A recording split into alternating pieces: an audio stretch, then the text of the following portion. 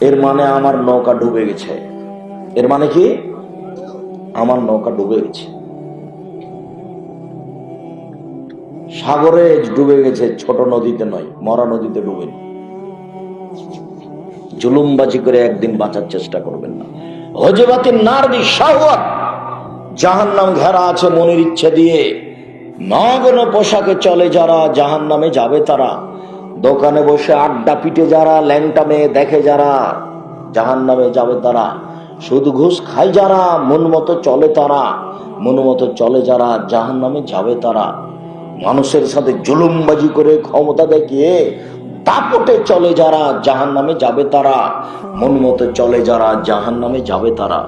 মন মতো চলার বিনিময় হলো জাহান্নাম। মন মতো চলা যায় না। আবার মোমেনের ব্যাপার আল্লাহ রাসূল বলছেন যে ইন্নামাল মুমিন, নিশ্চয় মোমেন, মোমেনের জন্য পৃথিবী হচ্ছে আর দুনিয়া সিজনুল লিল মুমিন ওয়া জান্নাতুল লিল কাফির। নিশ্চয় দুনিয়া মোমেনের জন্য কারাগার আর কাফেরের জন্য জান্নাত। আমি আর আপনি 5 ওয়াক্ত সালাত আদায় করি, ধরে নিলাম যে আমরা মুমিন, ভালো মানুষ। তো আমার জন্য যেটা কারাগার তা তো বুঝতে পারলাম না। আমাদের নওগাঁ জেলাতেও কারাগার আছে। তো আমার বাপ জেলে আছে, ইচ্ছে মতো দেখা যায় না, সাক্ষাৎ করা যায় না, তার নাম কারাগার। আমার বাপ নওগাঁ জেলা থেকে যখন তখন আসতে পারে না, তার নাম কারাগার। আমাদের সাথে সম্পর্ক হয় না, আমার মায়ের সাথে একটু কথা বলতে পারে না, তার নাম কারাগার। তো আমরা তো কারাগার বুঝলাম, কিন্তু আল্লাহ নবী বলছেন যে আমরাও নাকি কারাগারে আছি। তো কই একদিনে তো বুঝতে পারি না কিভাবে কারাগার হলো। যখনই মন চাই বিড়ি খায়নি, তো কিভাবে কারাগার হলো? যখনই মন চাই বড় মোবাইলটা চালু করে ল্যাংটা বেটি ছেলে দেখি, তো বাধা তো হলো না, তো কারাগার কিভাবে হলো? যখনই মন চায় দোকানে বসে আড্ডা পিটি, আর মাথায় টুপি থাকে, আর দোকান মানে একটা টিভি আছে, আর হয়ে মনে করেছে যে টিভি না দিলে তো মানুষ তো বসবে না, মানুষ না বসলে তো বিক্রিও হবে না। সব মিলে এটা হয়ে গেছে। তা আমরা তো বসে আছি, ঘন্টার ঘন্টার মানুষের বদনাম করছি, বুঝতে পারলাম না কিভাবে কারাগার হলো। কারাগার কোনটা? বাম হাতে চা পানি পান করছি, তো কারাগার কোনটা? আমার মা ভাত রান্না করার সময়তে ভাতের চাউল নিচে পড়ে গেলে একটু উঠিয়ে নেয় না। কারাগার কোনটা? ফকিরটা রাস্তায় বসেছিল আমাদের দেড়ির মাঝে বাড়িতে ঢোকার সময়তে। তা আমি তাড়াহুড়া করে ঢুকছিলাম, তখন আমি বললাম সরো সরো, ঝামেলা পাকাও, রাস্তা ঘেরে বসে আছে। তোকে আমি এই কথা বলে দিলাম, বুঝতে পারলাম না কারাগার কাকে বলে, কারাগার কি জিনিস। আমি তো দুনিয়ার কারাগার ঠিকই বুঝলাম, কিন্তু আল্লাহর নবী আমাকে বলছেন যে তুমিও কারাগারে আছো, এটা বুঝলাম না। যে কারাগার মানে হলো নিজ ইচ্ছে এক গ্লাস পানি পান করতে পারেন না। কেন? আপনি মুসলিম, আর একজনের অধীনে চলেন, ওর নাম মোহাম্মদ সাল্লাল্লাহু আলাইহি সাল্লাম। উনি বলেছেন যে পানি পান করলে ডান হাতে ধরতে হবে, বিসমিল্লাহ বলতে হবে, 3 শ্বাসে পান করতে হবে, বসে পান করতে হবে, তার নাম কারাগার। কারাগার মানে নিজ ইচ্ছে আপনি বিছানায় শুইতে পারেন না। বিছানাটা আপনার, বউ আপনার, ঘর আপনার, তারপরে নিজ ইচ্ছাই চলে না। কেন? বিছানায় শোয়ার সময় দোয়া পড়ে শুইতে হবে, আল্লাহুম্মা বিসমিকা মুতাওয়াহিয়া। আর না হলে বলতে হবে আল্লাহুম্মা আসলামতু নাফসি ইলাইকা ওয়া ওয়াজ্জাহতু ওয়াজহি ইলাইকা ওয়া ফাওয়াজতু আমরি ইলাইকা ওয়া আলজাতু যাহরি ইলাইকা রাগবাতা রাহবাতান ইলাইকা লা মালজা ওয়া লা মানজা মিনকা ইল্লা ইলাইকা আমানতু বিকিতাবিকা আল্লাযী আনসালতা ওয়া নাবিয়িকা আল্লাযী আরসালতা। আয়েশা রাদিয়াল্লাহু তাআলা আনহা বলেন আল্লাহর নবী এই দোয়া পড়ে ঘুমাতেন। আপনার মুখস্থ আছে? ছেঁচড়া মেচড়া করে আব্দুর রাজাক সাহেব আল্লাহুম্মা বিসমিকা মুতাওয়াহিয়া এটাই মুখস্থ করেছি, আবার এত বড়টা ওইটাই মনে থাকে না। কত গল্প করে পার হয়ে যায়, বউ বেটি নিয়ে কি কি জামিলা, জমি জায়গা নিয়ে মারামারি করতে করতে ঘুমিয়ে গেছি। এটাই দোয়া চলে না। স্বভাব পরিবর্তন করতে হবে, তার নাম স্বভাব, তার নাম খারাপ স্বভাব, তার নাম নোংরা স্বভাব। বলেন না রাগ করে তোর স্বভাবই খারাপ, মানে আমারই স্বভাব খারাপ। কেন? আমি কোনোদিন খেয়াল করে দোয়া পড়ে শুনে, আমারই স্বভাব খারাপ। আমি খেয়াল করে জুতাটা পায়ে দিলে, জুতাটা পায়ে দেওয়ার সময় তো কোনটা আগে দিতে হবে? ডান পায়েরটা বের করার সময় তো কোনটা করতে হবে? বাম পায়েটা। জুতা খান আমি নিজ মতো পড়তে পারি না, আর একজনের ইচ্ছায় পড়তে হয়। আমি বুঝলাম না কারাগার কাকে বলে। ইয়ারই নাম কারাগার, যে নিজের জুতা খান নিজের মতন পড়া যায় না, আর একজনের নীতিতে পড়তে হয়, তার নাম কারাগার। নিজে কাপড় কিনেছি না, আমার মতো নাকি পড়তে পাবো না। মোহাম্মদ সাল্লাল্লাহু আলাইহি ওয়াসাল্লাম যেভাবে পড়তে বলেছেন, যে দোয়া পড়ে, সেই দোয়া পড়ে ঢুকতে হবে। বউ খান নিয়ে এসেছি, সুন্দরী বউ, তো ঘরে ঢুকতে হবে তার নীতিতে।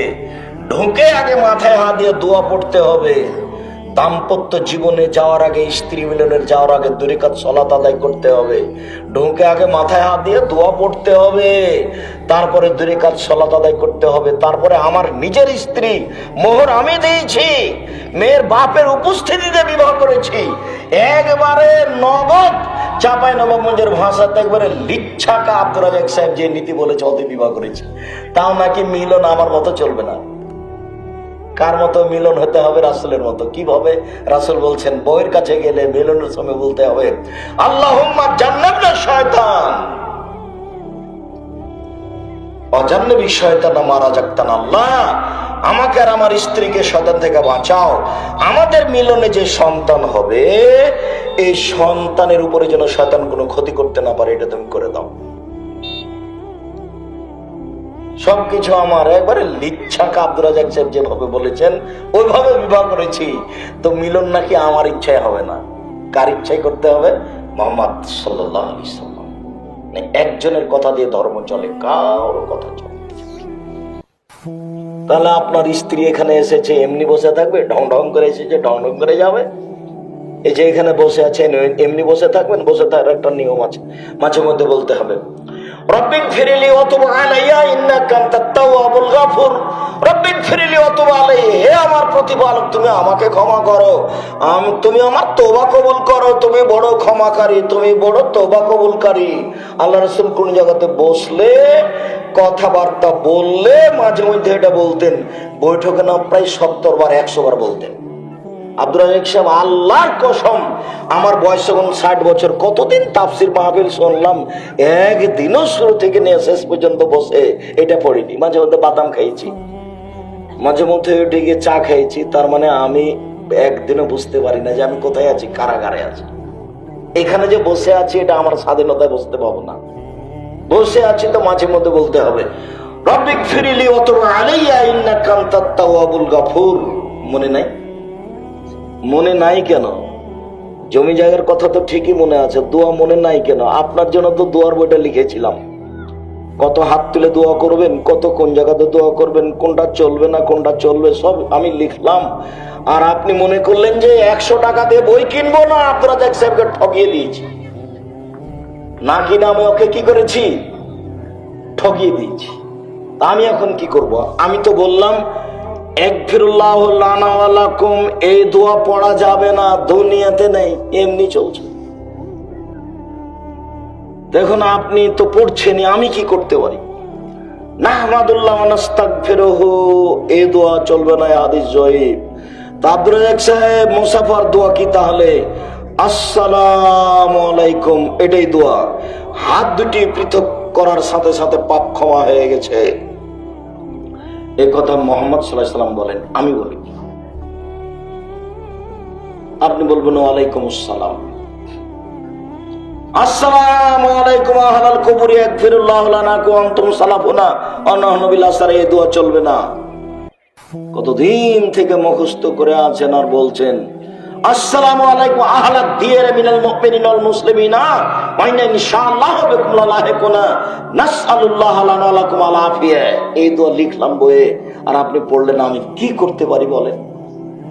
ইকামতের সময় আপনাকে আমি বললাম আকাম আল্লাহু আদামাহা, চলবে না।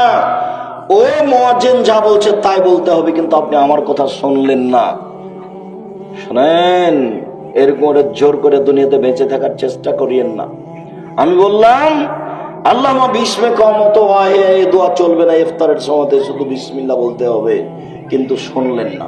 আমি বললাম যে খাওয়ার শেষে আলহামদুলিল্লাহিল্লাযী আতামানা ওয়া সাকানা ওয়া জাআলানা মিনাল মুসলিমিন, এই দোয়া চলবে না, কিন্তু আপনি আমার কথা গ্রহণ করলেন না।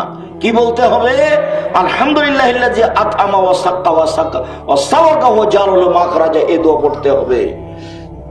4-5টা দোয়া আছে, তার মধ্যে যেটা চলে না সেটা দেওয়া আছে আমাদের মসজিদে মক্তবে, বাকিগুলো নাই, অথচ সেগুলোই চলে।